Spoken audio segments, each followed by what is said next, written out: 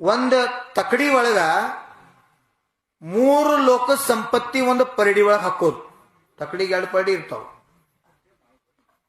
ಒಂದು ಪರಡಿ ಒಳಗ 3 ಲೋಕದ ಸಂಪತ್ತಿ ಹಾಕೋದು. ಒಂದು ಪರಡಿ ಒಳಗ ನಮೋಕಾರ ಮಹಾಮಂತ್ರವನ್ನ ಬರೆದು ಹಾಕೋದು. ಆ ತಕಡಿಯನ್ನು ಎತ್ತರ ಯಾವ್ದು ಮ್ಯಾಲೆ ಹೇಳ್ತೈತಿ ಯಾವ್ದು ಕೇಳ್ಕೊಂತ ಹೇಳಿ ನೋಡು ಅಂತ ಹೇಳಿದ್ರು. ನಾ ಹೇಳಿ ಯಾವ್ದ್ರಾಗ ಬಂಗಾರ ಬೆಳ್ಳಿ ಮುತ್ತ ರತ್ನ ವಜ್ರ ವೈಡೂರ್ಯ 3 ಲೋಕ ಸಂಪತ್ತಿ ಐತಿ ಅದ್ ತಳಗ್ ಬರೋದ.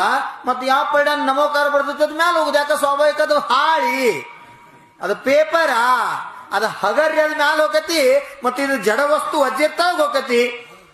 ಅವಾಗ ಸರಳವಾಗಿ ನಮ್ ತಿಳಿಸಿದ್ರು, ಯಾರ 3 ಲೋಕದ ಸಂಪತ್ತಿ ಬೆನ್ ಹತ್ತಾರೋ ಅವ್ರ ಪರಿಗ್ರಹದಿಂದ ಸಂಸಾರ ಸಾಗರದಾಗ ಮುಳುಗುತ್ತಾರೋ.